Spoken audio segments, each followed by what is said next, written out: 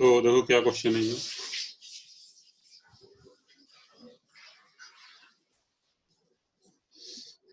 The susceptibility of a magnetic material, यानी काई दे रखा है अभी हमको।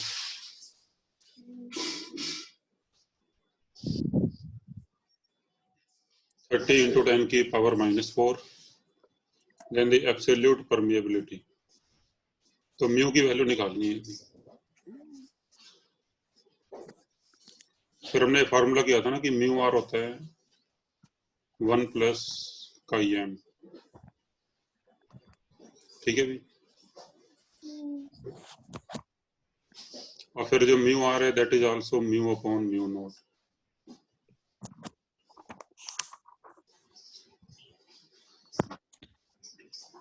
तो फिर म्यू नॉट को उधर ले जाओ भी।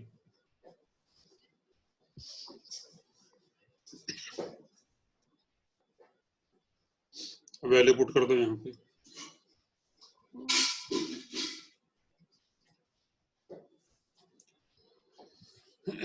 तो म्यू नॉट की वैल्यू 4 पाई इंटू 10 की पावर -7, 1 प्लस काई, काई की वैल्यू ये वाली है। बस यहाँ से इसको सॉल्व कर लो, आपका आंसर आ जाएगा। ठीक है। नहीं सर, बी है आंसर। आंसर क्या दिया हुआ है? पीछे आंसर क्या दिया हुआ है? सी दिया हुआ है, बी दिया हुआ है? नहीं सर, बी फॉर बैट। सी दिया हुआ है अभी।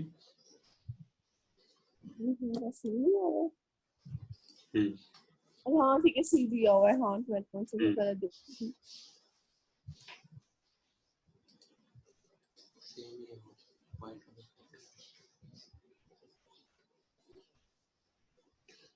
चलो भी, ये इसकी यूनिट आएगी टेस्ला मीटर पर एम्पियर। ये दी भी हुई यूनिट यहाँ पे, वेबर पर ampere per metre.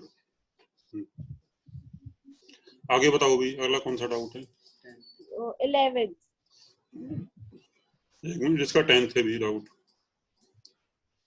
Sir 10th में तो वो वाला फॉर्मूला यूज करेंगे ना, chi is equal to C upon T minus T C. अच्छा, नहीं, इसका आंसर हो जाएगा none of these, I think. कैसे? क्योंकि जो आयरन है वो फेरोमैग्नेटिक होता है, और एट 927 डिग्री सेल्सियस, तो this temperature is more than Curie temperature. 1043 kelvin से ज्यादा है ना ये वाला टेम्परेचर। हाँ सर। तो फिर इस टेम्परेचर पे वो पैरामैग्नेटिक में कन्वर्ट हो जाएगा। मेरे को समझ नहीं आया। ये हमने करा था ना उसमें, वीडियो में देखा होगा आपने, कि अगर जो फेरोमैग्नेटिक मटेरियल्स हैं उनका टेम्परेचर अगर क्यूरी टेम्परेचर से ज्यादा हो जाए, ट्रांजिशन टेम्परेचर से ज्यादा हो जाए, हाँ जी सर। तो फिर वो पैरामैग्नेटिक में कन्वर्ट हो जाती है। ओके, अच्छा, हाँ ठीक है। तो जो इसका जो टेम्परेचर है, इसका जो इसने पूछा है susceptibility at this temperature 927 degree C. अच्छा, इसको केल्विन में अगर हम कन्वर्ट करेंगे तो? केल्विन में कन्वर्ट करेंगे तो ये 1043 से ज्यादा आ जाएगा। हाँ जी सर। यानी फिर जो आयरन है वो पैरामैग्नेटिक में कन्वर्ट हो जाएगा, और पैरामैग्नेटिक मटेरियल्स की जो ससेप्टिबिलिटी होती है वो 0 से थोड़ी सी ज्यादा होती है, बस 10 की पावर -5 -4 इस ऑर्डर की होती है। ठीक है। तो फिर इसका आंसर डी आ जाएगा, नन ऑफ दिस।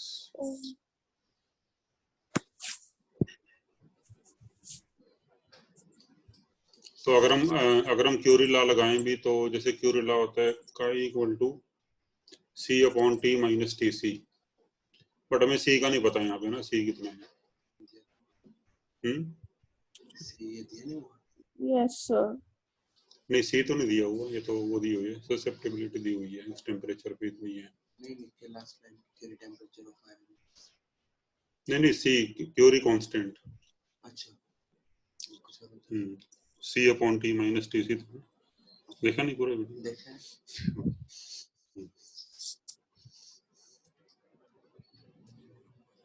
अब 11th बताना है। अब हाँ जी 11th को ट्राई करा। थोड़ा सा याद करना। 11th में वो बताया था ना भी कि जो हिस्ट्रेसिस लूप होता है उसका एरिया जो है वो हीट के प्रोपोर्शनल होता है।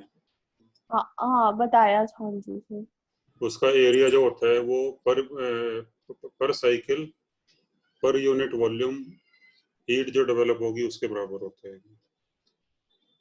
ठीक है। तो density of ferromagnetic substance is this much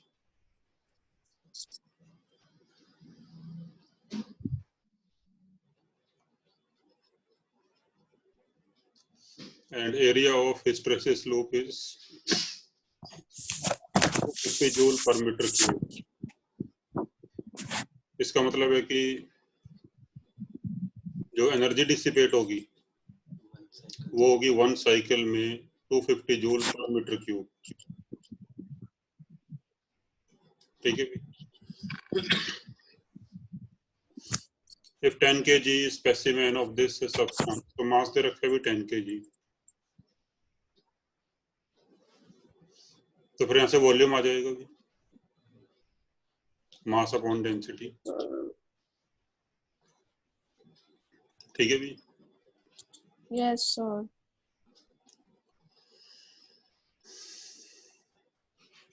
और पर यूनिट वॉल्यूम एंड पर साइकिल इतनी हीट डिसिपेट हो रही है, तो इसको वॉल्यूम से मल्टीप्लाई कर दोगे अगर इसको,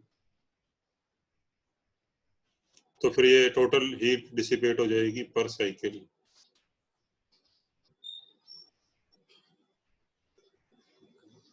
और फ्रीक्वेंसी दे रखी है 50 हर्ट्ज, यानी एक सेकंड में 50 साइकिल्स होंगी, तो इंटू 50 कर दो मल्टीप्लाई, तो आ जाएगा एक सेकंड में जो हीट डेवलप होगी। फिर पूछा है फॉर एन आवर, तो एक आवर में होते हैं 3600 सेकंड, तो फ्री आ जाएगी टोटल हीट। इनटू 50 क्या तो क्या है उस टाइम? मैंने मल्टीप्लाई बाय 50 क्या था उस टाइम, क्या आया था? मल्टीप्लाई करा, ये लिखा है ना फ्रीक्वेंसी है 50 हर्ट्ज, इसका मतलब है कि एक सेकंड में 50 साइकिल्स होंगी। अच्छा ठीक है, एक सेकंड में 50 साइकिल्स होंगी और एक साइकिल में इतनी हीट जनरेट होगी टोटल, एक साइकिल में इतनी होगी,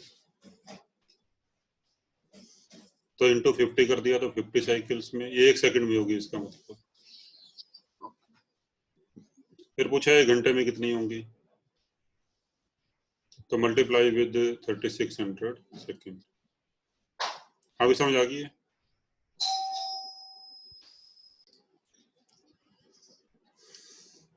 If the space within a current carrying toroid is filled with aluminium of a magnetic susceptibility, तो कायदे रखा है अभी हम,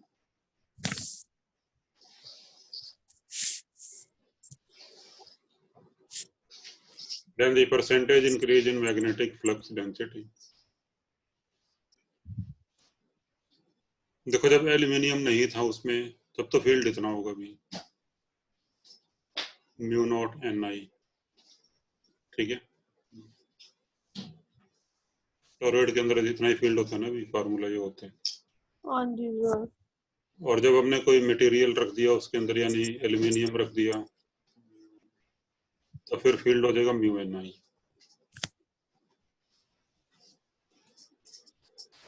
तो फिर परसेंटेज इंक्रीज इन फील्ड आएगा, परसेंटेज इंक्रीज आ जाएगा, increase in field that is B minus B not upon initial field B not into 100। तो वैल्यू पुट कर दो बी और बी नॉट की यहाँ पे, तो एन आई तो कट जाएगा ऊपर नीचे,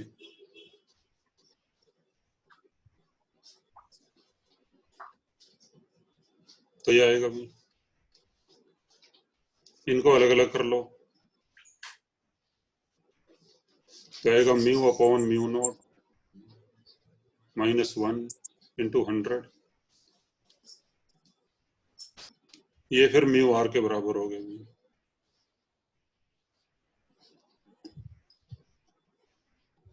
और म्यू आर -1 ये काई के बराबर होता है। अब ये वैल्यू पुट कर दो काई की यहाँ पे, ठीक है भी, कर लोगे? यस। तो ये सी आंसर आ जाएगा। ओके।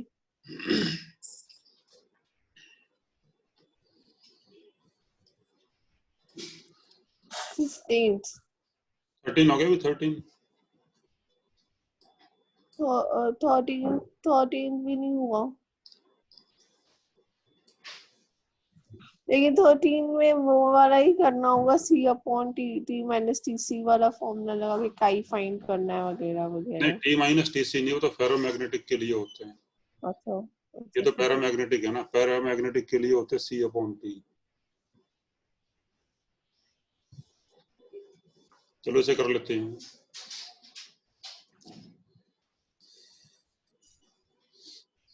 देखो हमें काई, जैसे काई का फार्मूला होता है C अपॉन T होता है ना क्यूरी लॉ के अकॉर्डिंग।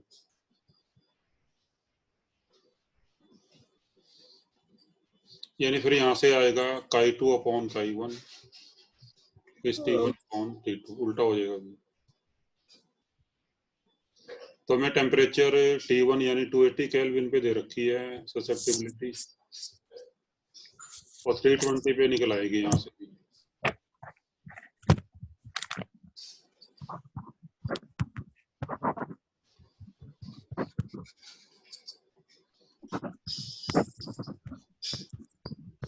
यहाँ से काई 2 निकाल लोगे भी, ठीक है। जी सर। फिर पूछा है मैग्नेटाइजेशन, आई की वैल्यू पूछी है। फिर जैसे काई क्या होता है, आई अपॉन एच होता है, तो फिर आई आ जाएगा काई इंटू एच।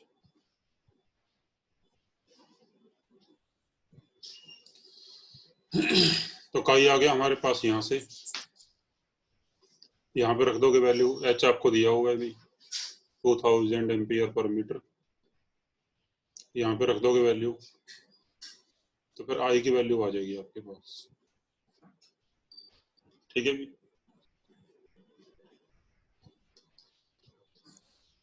अभी कर लोगे?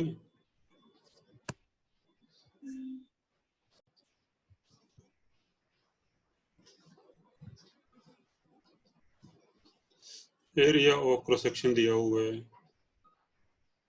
5 सेंटीमीटर स्क्वायर,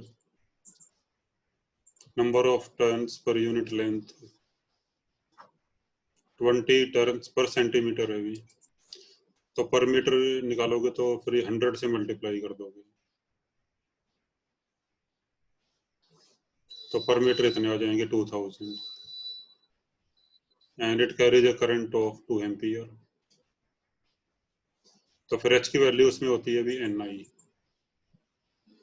ठीक है। The magnetic field inside the rod is found to be this, तो नेट फील्ड है 1.57 टेस्ला, ये π/2 हो जाएगा भी, π/2 टेस्ला। तो पोल स्ट्रेंथ की वैल्यू बतानी है अभी, तो हमने जो ये फार्मूला करा था भी, B equal to B0 plus BI,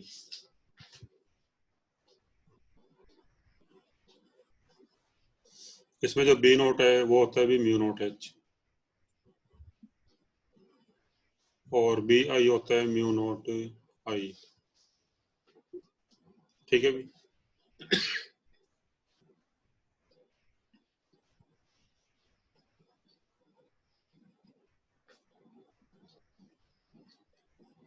और जो I होता है भी मैग्नेटाइजेशन, ये होता है pole strength per unit area, ठीक है।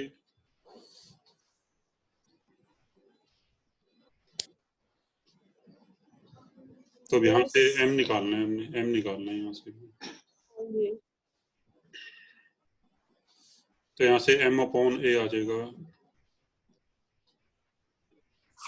B अपॉन μ0 माइनस H, और फिर m की वैल्यू आ जाएगी B/μ0 minus h into a। अब यहाँ पे वैल्यूज पुट कर दो।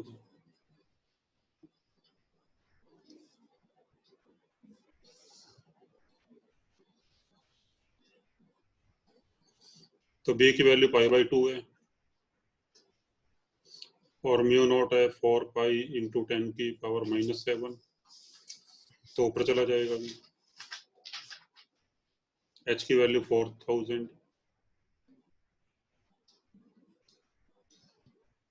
h इक्वल टू ni यानी 4000 आ जाएगा यहाँ से। और एरिया 5 सेंटीमीटर स्क्वायर।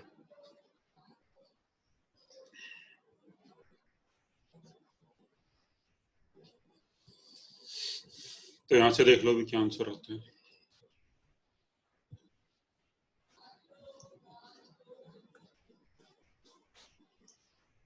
अच्छा ठीक है, कैलकुलेट करती हूँ।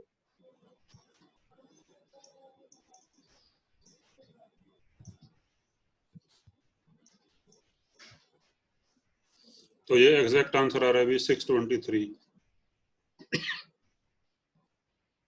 ठीक है, 623 AM ना, ठीक है, आ रहा है मेरे आंसर। हाँ 15 भी ऐसा ही है अभी, ठीक है, सेम बिल्कुल ऐसा ही है, बस इसमें बी निकालना है आपको।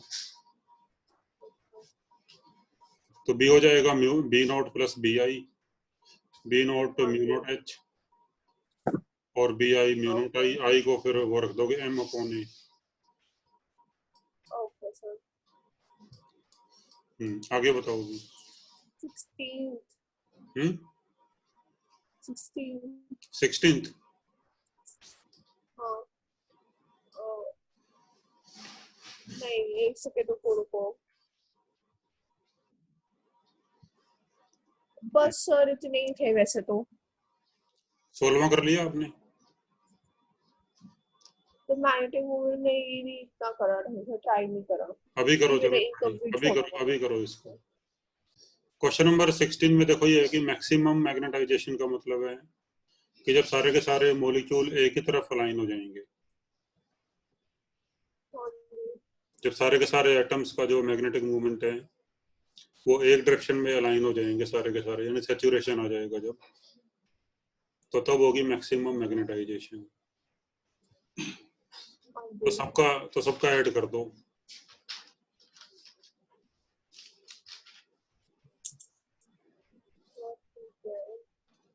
ठीक है,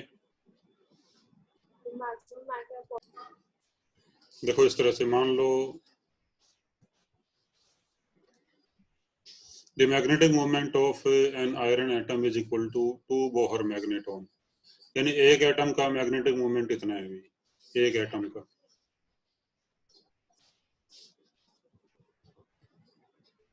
to Bohr magneton and 1 Bohr magneton is 9.27 into 10 की पावर -24। इसको हम m0 मान लेते हैं अभी।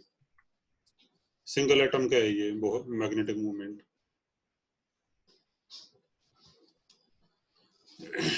और मान लो जो हमारे पास स्पेसिमेन है उसका टोटल वॉल्यूम V है अगर,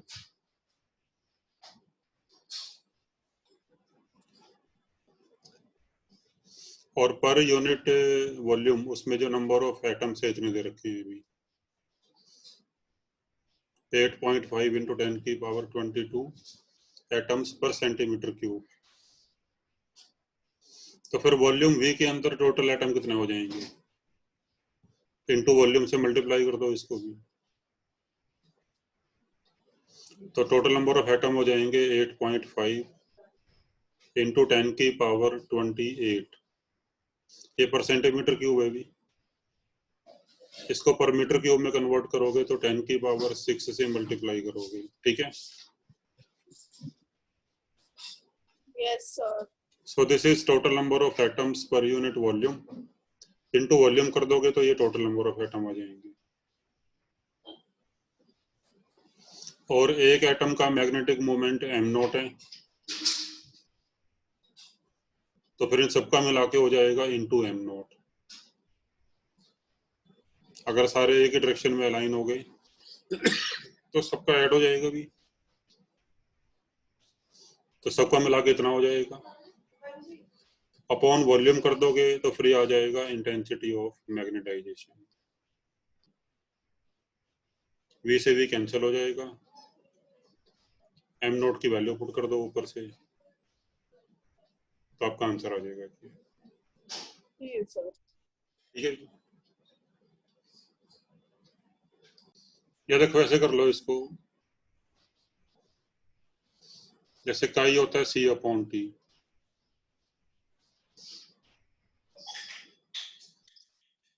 तो C कितना आ जाएगा, काई इंटू टी, या काई इंटू 1 अपॉन टी। ठीक है, काई अपॉन 1 अपॉन टी। ठीक तो है, जब अच्छा ठीक है, ठीक तो है। जब 1 अपॉन टी की वैल्यू 7 है, तो काई की वैल्यू हाँ जी 0.4 है। 1 अपॉन टी की वैल्यू 7 इंटू 10 की पावर -3, तो आएगा 400 अपॉन 7, तो ये 57 आ जाएगा। ठीक है,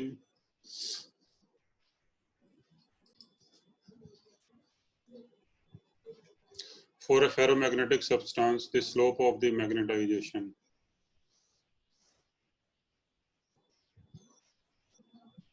versus H in saturation region,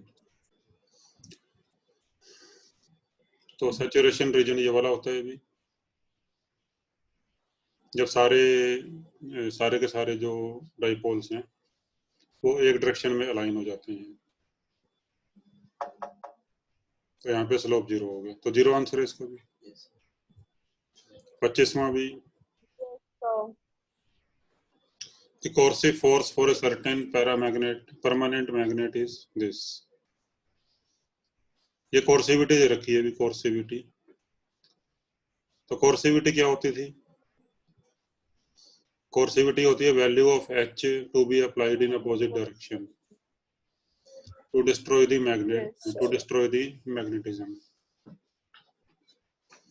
ये होती है कोर्सिविटी। तो दे रखी है 4 इंटू 10 की पावर 4।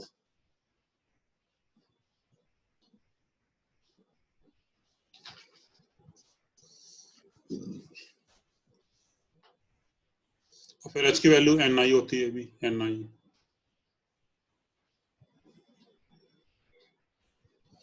तो N आपको दिया हुआ है, तो करंट आपने निकालना है इसमें। ठीक है,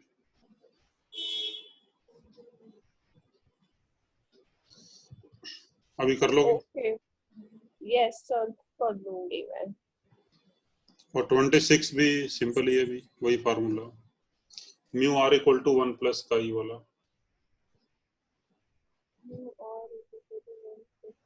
अच्छा, उससे करना है, ठीक है। Mu R mu by mu not हो जाएगा। हाँ जी, तो म्यू आपको दिया हुआ है और म्यू नॉट आपको पता है, तो यहाँ से काई की वैल्यू आ जाएगी। ठीक है भी।